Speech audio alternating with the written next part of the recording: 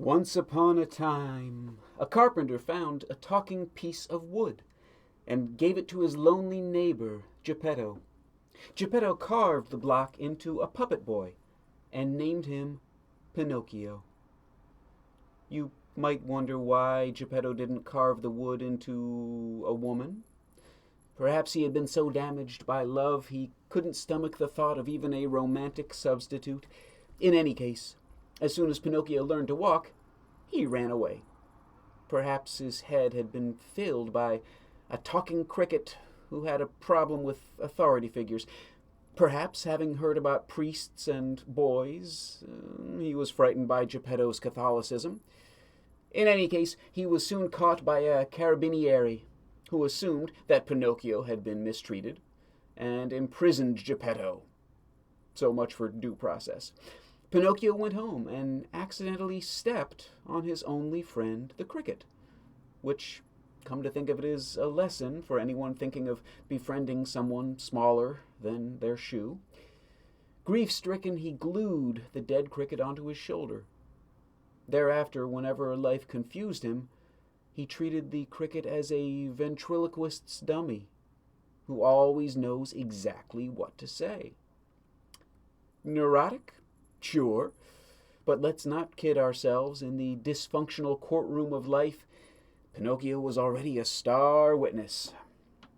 And the dead cricket always called him Pinheadio. That evening, he got into the liquor cabinet, fell asleep with his feet on the stove, and awoke to find them burned off. And you thought your parents got upset when you broke your glasses.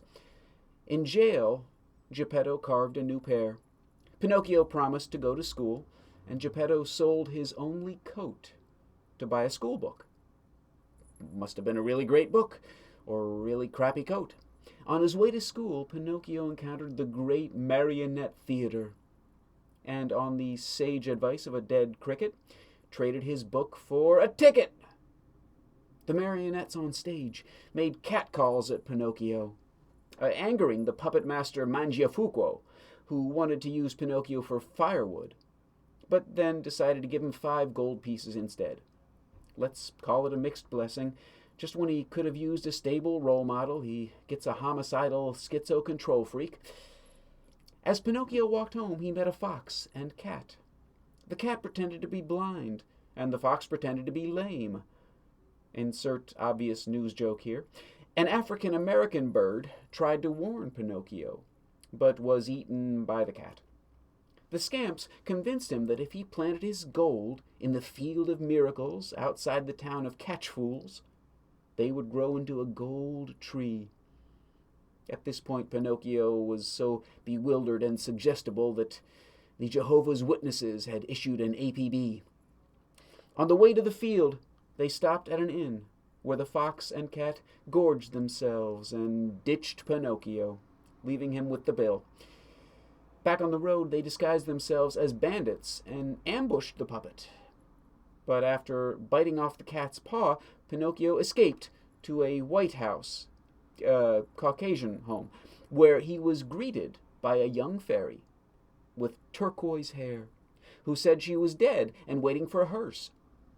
This piece of our story is a direct quote from the winner of the Guess What White People Are Like at Home essay contest at Peachtree Elementary in Macon, Georgia.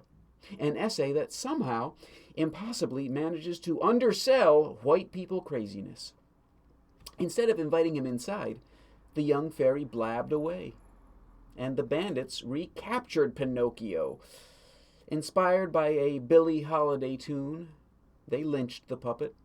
But eventually they wearied of waiting for a lungless piece of wood to suffocate, and left.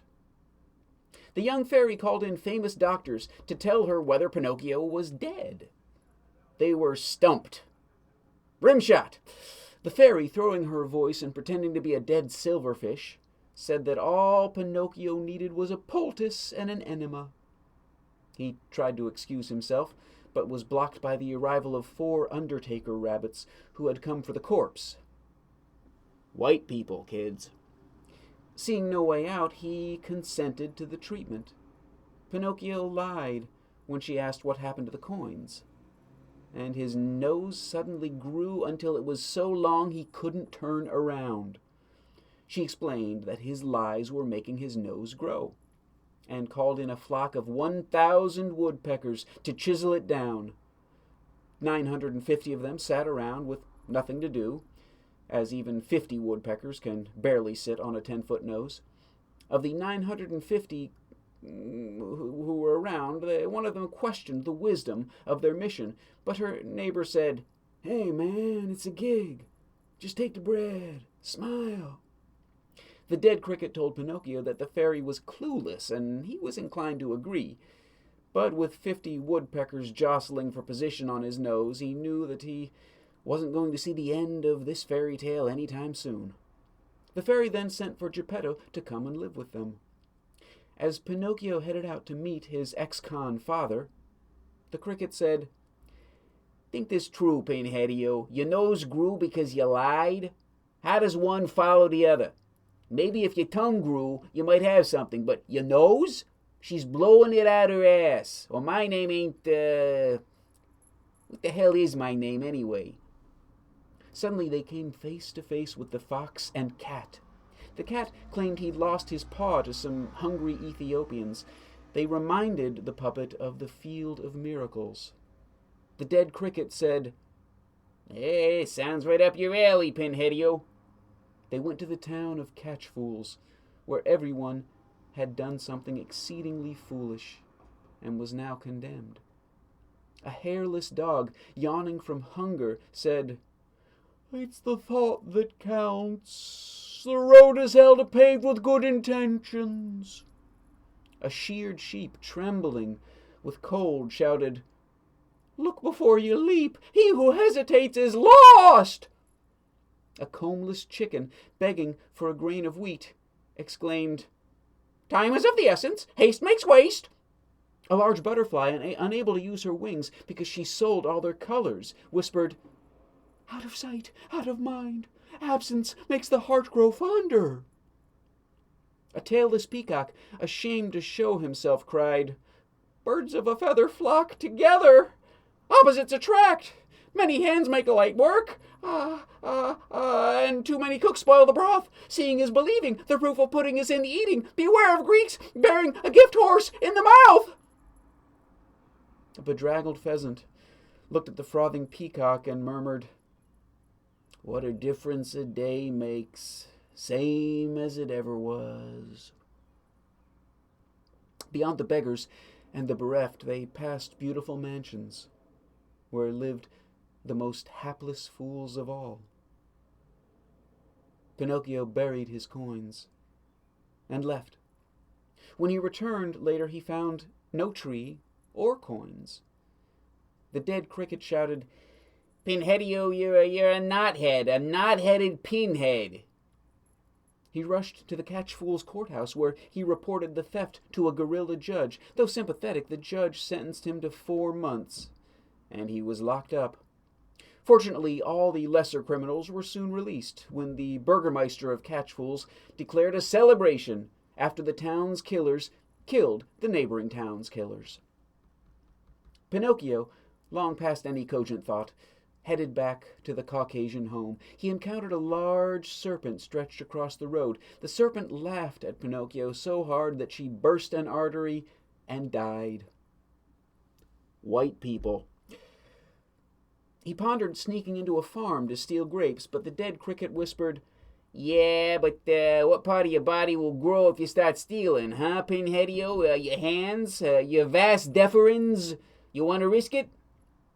At the Caucasian home, Pinocchio found nothing but a gravestone, and believed that the fairy had died of sorrow. "Died of stupid, you mean?" A friendly pigeon saw Pinocchio mourning, and offered to give him a ride to the seashore, where Geppetto was building a search boat. The pigeon, ignorant of such things as inertia and weight ratios and coconuts, dropped him near the boat, but Pinocchio was swept ashore as Geppetto was eaten by the colossal catfish, who was immediately gulped by the dastardly dogfish, who was immediately gobbled by the lumbering Lucas fish, who was immediately devoured by the draconian Disney fish, who was immediately swallowed by the awful antitrust fish. A dolphin took Pinocchio to the island of Busy, where he offered to carry a woman's jugs in return for water for himself and food for a dead cricket. At her house, Pinocchio realized that she was the fairy, now old enough to die in the army, but not vote or drink. She offered to be his mother, telling him that if he was good for 1 year, he'd become a real boy. He studied hard in school, but one day met a girl named Lampwick, who invited him to run away to a place called Toyland, where everyone played all day. The dead cricket opined, "It beats a Catholic father and a loony fairy." They went and had a wonderful time until they awoke one morning with donkey ears, the dead cricket included. A squirrel told them that children who do nothing but play always turn into donkeys in Toyland. Lampwick then enrolled in law school to learn how to sue for false advertising. This was clearly not in the pamphlet. A fully transformed Pinocchio was sold to a circus.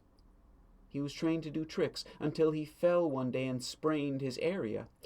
The ringmaster threw him into the sea to drown. Don't authority figures come off ever so much worse than one might expect in a tale written by white people? Pinocchio swam out to sea where sea piranhas ate his donkey skin.